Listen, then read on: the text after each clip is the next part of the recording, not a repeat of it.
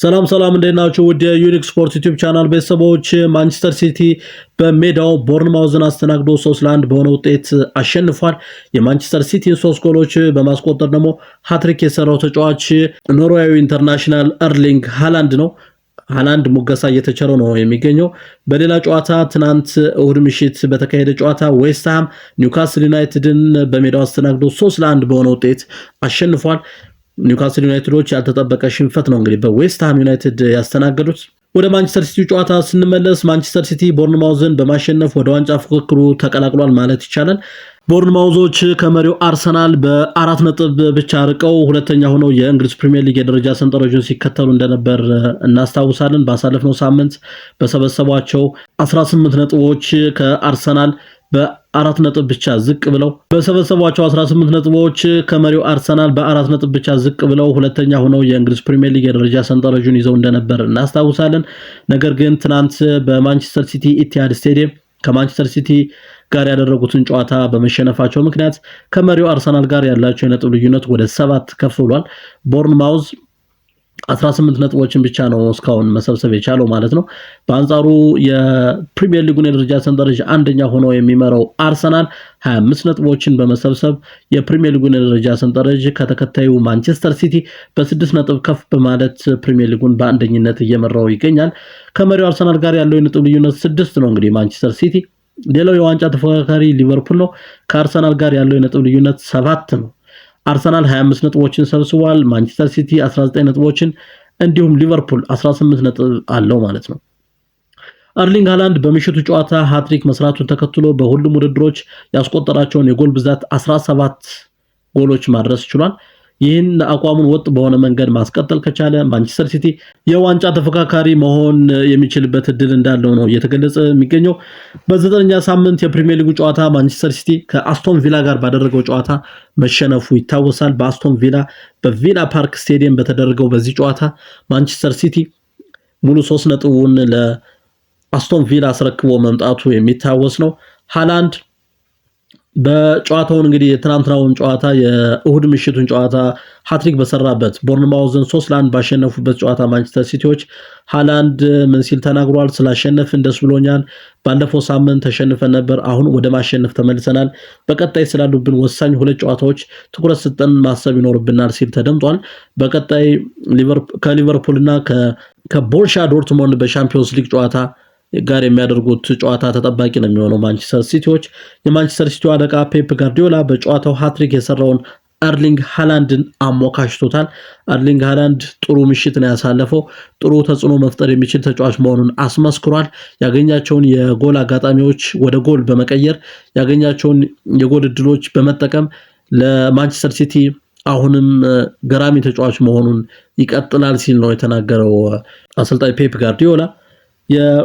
ጥሩ ተጫውተናል፣ ተጋጣሚያችንም ቀላል አልነበሩም፣ ሃላንድ የጨዋታው ኮከብ ነበር ሲሉ ተደምጧል።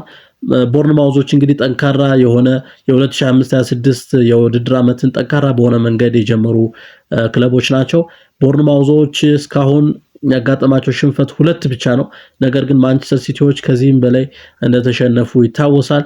ስለዚህ ጥሩ የነበሩትን ቦርንማውዞችን ነው ትናንት በኢቲሃድ ስቴዲየም አስተናግደው 3-1 በሆነ ውጤት ያሸነፉት ማንቸስተር ሲቲዎች።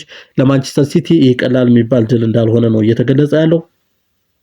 ወሳኝ ድል ነው ለሻምፒዮንስ ሊግ ሆነ በቀጣይ ለምናደርገው የፕሪሚየር ሊግ ጨዋታ ጥሩ መነቃቃት የሚፈጠር ድል ነው ሲሉ ተደምጧል አሰልጣኝ ፔፕ ጋርዲዮላ። ማንቸስተር ሲቲ በሻምፒዮንስ ሊግ ጨዋታ የቀድሞውን የኤርሊንግ ሃላንድ ክለብ ቦሩሲያ ዶርትሙንድን ያስተናግዳሉ። ሮም ምሽት በሚደረገው በዚህ ጨዋታ ሃላንድ እንግዲህ የጨዋታው ልዩነት ፈጣሪ ተጫዋች ሊሆን እንደሚችል ነው የሚጠበቀው። ጨዋታው ኢቲሃድ ስቴዲየም ላይ እንደመደረጉ መጠን በሰፊ የጎል ልዩነት ማንቸስተር ሲቲ ቦሩሲያ ዶርትሙንድን እንደሚያሸንፍ ይጠበቃል። ሌላው ተጠባቂ ጨዋታ ማንቸስተር ሲቲዎች የሚያደርጉት ተጠባቂ ጨዋታ ከኢንተርናሽናል ብሬክ በፊት ደግሞ ተጠባቂውን የእንግሊዝ ፕሪሚየር ሊግ ጨዋታ ከሊቨርፑል ጋር በኢቲሃድ ስቴዲየም ያደርጋሉ ማንቸስተር ሲቲዎች። ማንቸስተር ሲቲ በ10 የፕሪሚየር ሊጉ ጨዋታዎች 19 ነጥቦችን የሰበሰበ ሲሆን በአንጻሩ ሊቨርፑል በ10 የፕሪሚየር ሊጉ ጨዋታዎች የሰበሰበው ነጥብ 18 ነው። በአንድ ነጥብ ነው እንግዲህ ልዩነታቸው ማለት ነው። ነገር ግን እነዚህ 2 ክለቦች ከመሪው አርሰናል ጋር ያላቸው የነጥብ ልዩነት ማንቸስተር ሲቲ ከአርሰናል ጋር ያለው የነጥብ ልዩነት 6 ነው። በሌላ በኩል ሊቨርፑሎች ከመሪው አርሰናል ጋር ያላቸው የነጥብ ልዩነት 7 ነው። አርሰናሎች ቀላል የማይባል የዋንጫ እድል አላቸው። በዚህ ግስጋሴያቸው የሚቀጥሉ ከሆነ መድፈኞቹ ዋንጫውን የማሳካት ትልቅ እድል እንዳላቸው ነው እየተገለጸ የሚገኘው። ለዋንጫ የሚጠበቁት ክለቦች ናቸው እንግዲህ አርሰናል፣ እነዚህ ማንቸስተር ሲቲ፣ ሊቨርፑል እና አርሰናል ለዋንጫ የሚፎካከሩ ቡድኖች ናቸው። ከዚህም በፊትም እንደምናውቀው ለዋንጫ የሚጠበቁ ክለቦች ናቸው።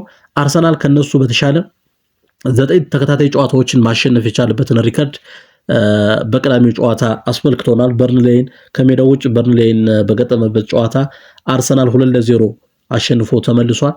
በቪክቶር ዮኬሬሽ እና በዲክላን ራይስ 2 ጎሎች 2-0 አሸንፎ የተመለሰው አርሰናል 9 ተከታታይ ጨዋታዎችን ያሸነፈበትን የ2025-26 የውድድር ዓመት ነው እንግዲህ እያስመለከተን የሚገኘው። ከነዚህ 9 ተከታታይ ድል ከተመዘገበባቸው ጨዋታዎች መካከል ደግሞ 7ቱ ምንም ጎል ሳያስተናግዱ ምንም ጎል ሳይቆጠርባቸው ያሸነፏቸው ጨዋታዎች መሆናቸው ደግሞ የአርሰናል የተከላካይ መስመር ምን ያህል ጠንካራ እንደሆነ፣ አርሰናሎች ሲከላከሉ ሁሉም ተጫዋቾች ሜዳው ውስጥ ያሉ 11ዱም ተጫዋቾች የመከላከል አቅም እንዳላቸው ያስመለከቱበት ጨዋታዎች ናቸው ብለን መውሰድ እንችላለን። ከዚህ ጋር ተያይዞ እንግዲህ በጣም በበርካታ ሚዲያዎች እየተነሳ ያለው ግብ ጠባቂው ዴቪድ ራያ ነው። ዴቪድ ራያ የሚያስቀራቸው የሚያድናቸው ጎሎች ቀላል የሚባሉ አይደሉም። ወደ ጎል መቀየር የሚችሉ ኳሶችን በቀላሉ ሲያድን እየተመለከት ነው እንግዲህ በ2025-26 የውድድር ዓመትና ከዚህ ባሻገር ደግሞ ጠንካራው የተከላካይ ክፍል በተለይም በጋብሪኤል ማጋሊሽ እና በዊሊያም ሳሊባ የሚመራው የአርሰናል ተከላካይ ክፍል ጠንካራ የሆነ መሆኑ ሞገሳ እየተቻለው ነው የሚገኘው። እንዲሁም የጎል መረቡን ሳያስደፍር እንዲቀጥል ያስቻለው ሌላው አጋጣሚ ሆኖ እየተነሳ ያለ ነገር ነው። በፉልባክ በኩል ደግሞ ሪካርዶ ካላፊዮሪ እና ጀሪን ቲምበርን ማንሳት እንችላለን።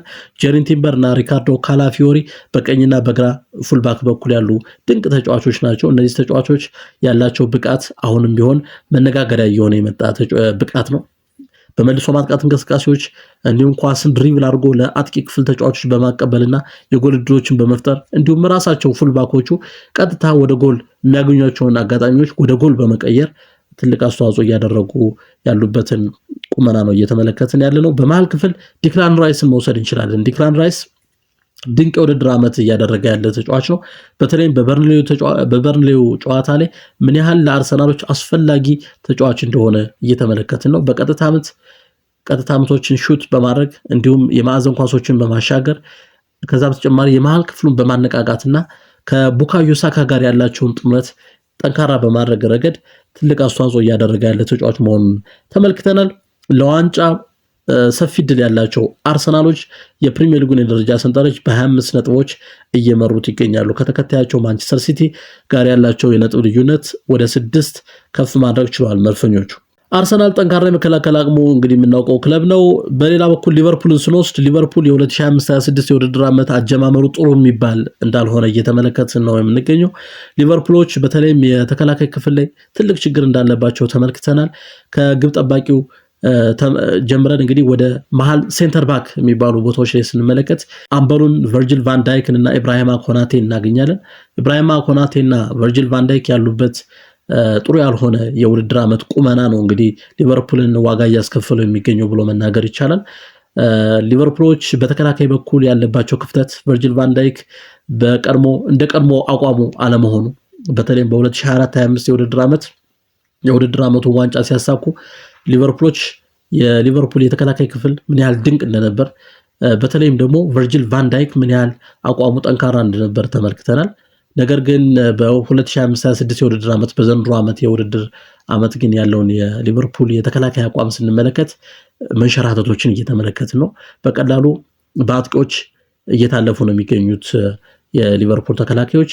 እንዲሁም በሊቨርፑል ተከላካዮች ታክል መደረግ የሚችሉት ኳሶች ታክል ሳይደረጉ ያልፉና ወደ ጎል የሚቀየሩበትን አጋጣሚ እየተመለከትን ነውና ሊቨርፑሎች አሁን ያላቸው ቁመና ጥሩ የሚባል እንዳልሆነ እየተመለከትን ነው። እንግዲህ በሜዳቸው ኢቲሃድ ስቴዲየም ነው የሚያደርጉት ይህን ጨዋታ። ማንቸስተር ሲቲዎች ሊቨርፑልንም ሆነ ቦሩሲያ ዶርትሞንድን የሚያስተናግዱበትን ጨዋታ የሚያደርጉት በሜዳቸው በመሆኑ ትልቅ የማሸነፍ ቅድመ ግምት እንዳላቸው ነው እየተጠቀሰ ያለው። በ10ኛ ሳምንት እንግዲህ የፕሪሚየር ሊግ ጨዋታ ለዋንጫ ቅድመ ግምት ያላቸው ታላላቆቹ ክለቦች ያሸነፉበት ሳምንት እንደነበር ማንሳት ይቻላል። አርሰናል አሸንፏል፣ ቼልሲ ቶተንሃም ሆትስፐርስን አሸንፏል፣ ሊቨርፑል ማንቸስተር ሲቲ አሸንፏል ማለት ነውና እንግዲህ ወደ የዋንጫ ቡድን የሚለይባቸው ሳምንታት እየተቃረቡ መሆኑን እየተመለከትን ነው። በተለይም ደግሞ በቀጣይ በሚመጣው የቦክሲንግ ዴይ ጨዋታ የትኛው ክለብ ለዋንጫ ይመጥናል የሚለውን ክለብ የሚለይበት ጨዋታ እንደሚሆን ይጠበቃል። የአርሰናል ስብስብ ስኳዱ ጠንካራ እንደመሆኑ መጠን አርሰናሎች ከተቀያሪ ወንበር የሚመጡ ተጫዋቾች ሳይቀር ጠንካራ የሆነ ፐርፎርማንስ ሜዳ ላይ ስለሚያሳዩ ትልቅ የሆነ አቅም እንዳላቸው ተገልጿል። ዋንጫውን የማሳካት ከፍተኛ እድል ያላቸው መልፈኞቹ መሆናቸው ነው በበርካታ ሚዲያዎች እየተገለጸ ያለው። ክቡራትና ክቡራን ውድ የዩኒክ ስፖርት ዩቲዩብ ቻናል ቤተሰቦች ዩኒክ ስፖርት ዩቲዩብ ቻናልን ላይክ፣ ሼር፣ ሰብስክራይብ በማድረግ አብራችሁ እንድትሆኑ በድጋሚ ጋብዛለሁ። በያላችሁበት መልካም ጊዜ ይሁንላችሁ።